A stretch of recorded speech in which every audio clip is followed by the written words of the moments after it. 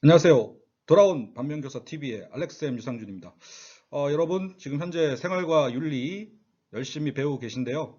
저도 기분이 아주 흐뭇합니다. 여러분들이 의외로 네, 예상했던 대로 잘 따라오고 계십니다. 실천윤리학의 성격과 특징, 그리고 오늘은 실천윤리학의 등장 배경과 특징, 이렇게 연이어서 정리를 해보고자 합니다. 여러분도 아시다시피 첫 번째 우리가 주제로 봐야 될 게 윤리학의 구분과 실천윤리학이라는 부분인가요? 실천윤리학의 등장 배경과 특징, 이렇게 살펴보죠. 이제까지 여러분들이 잘 보아왔듯이 그 칸트가 얘기했던 보편윤리라고 얘기하는 이러한 그 이론윤리학 자체가 굉장히 추상적이고 모호하기 때문에 현대 사회에서 일어나는 그런 다양한 문제들에 대해서 구체적인 사건에 대해서 설명하기가 굉장히 어렵다는 거죠. 그래서 이런 문제들을 해결하기 위해서 이제 구체성을 가진 윤리가 필요하다, 이런 내용들을 우리가 지금 얘기하고 있습니다. 그래서 어떤 구체성을 가진 이론 윤리학이라는 것이 결국은 우리의 그 현실 문제에 대해서 해결책을 제시하고 올바른 삶의 방향을 제시하는 것은 좋은데, 어떤 근거를 제시한다는 거죠. 근데 실천 윤리학이라는 것은 여기에 더 나아가서 구체적인 윤리 문제에 대한 해결책, 어떻게 하면 이걸 구체적인 문제를 해결할 수 있을까?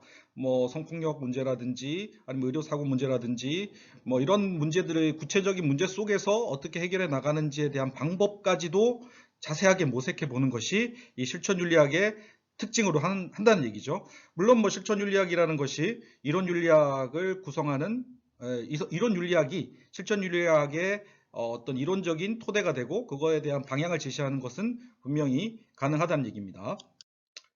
자, 그래서 실천윤리학의 등장 배경과 특징에서 이론윤리학의 한계와 실천윤리학의 특징을 방금 얘기했는데요.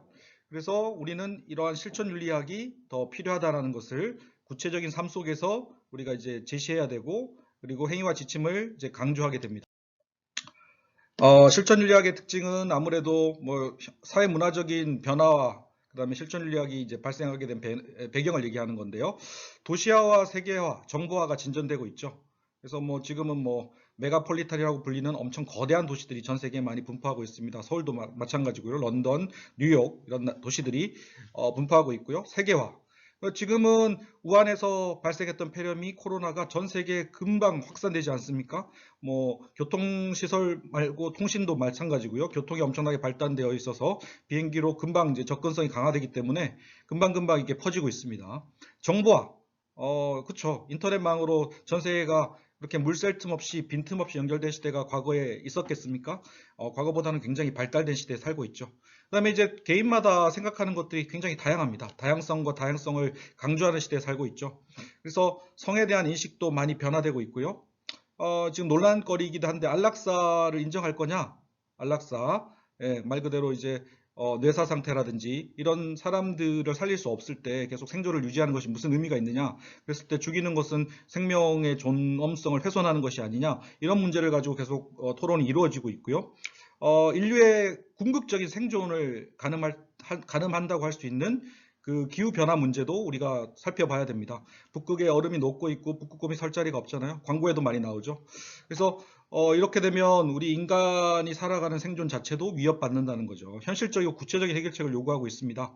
그래서 실천윤리학의 특징은 다양한 영역에서 제기되는 구체적인 문제를 이렇게 다루고 있다는 것을 여러분들이 기억해 주면 좋겠습니다. 이제 칸트가 이제 얘기했던 이론 윤리학의 문제점, 결국 거시적이고 너무 추상적이기 때문에 현실 문제를 해결하지 못한다는 것에서 시작됐다는 거고요. 또 한 사람의 철학자를 한번 생각해 보자면, 우리가 이제 생각해 볼 철학자가 있는데요. 한스 요나스를 한번 생각해 보면, 한스 요나스가 얘기했던 것은 이제 과학 기술의 발달이 너무 빠르고, 그리고 우리가 생각하는 도덕적 사고, 도덕적 숙고는 속도가 느리기 때문에 이 간격이 점점 윤리적 공백이 점점 커진다는 거죠. 그래서 이 간격을 더 커지다 보면 이성적 인간, 호모 사피엔스, 이것이 우리가 이제 호모 사피엔스라고 불리잖아요. 생각하는 인간, 이성적 인간. 근데 호모 사피엔스가 도구적 인간, 그 과학 기술에 의해서 지배되는 인간, 도구적 인간, 호모 파베르에 의해서 호모 사피엔스가 지배되는 그런 사건, 그런 상황이 생긴다는 거죠. 그래서 이런 문제들을 해결하기 위해서 실천윤리학은 과학기술의 발달에 발생하는 새로운 문제들을 적극적으로 다루면서 이 윤리적 공백을 메꾸는 역할을 해야 된다고 강조하고 있습니다. 그리고 물론 이 아까 제가 처음에 이 과목을 설명하면서 그 실천윤리학, 생활과 윤리가 실천윤리라고 얘기했죠. 응용윤리, 적용윤리와 같은 얘기인데요.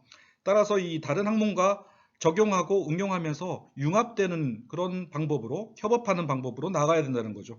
또 의료 현장에서 발생하는 문제, 생명 현장에서 발생하는 문제, 그리고 정보 공간에서 발생하는 문제, 뭐 N번방 말 안 해도 알죠. 이런 윤리적인 다양한 문제들이 우리가 그 학문에 직접적으로 그 학문을 알고 이해하면서 윤리학적인 접근이 들어가야지만 이 문제를 해결할 수 있다는 거죠. 그래서 현실 학문에 대한 관심도 더 높아야 되고요. 또 현실 학문을 더 이해하고 배워야 되는 그런 것들도 많이 필요하다는 그런 문제들이 계속 제기되고 있고 우리는 그것을 해결해야 된다. 이것이 실천윤리학의 큰 과제가 되겠습니다.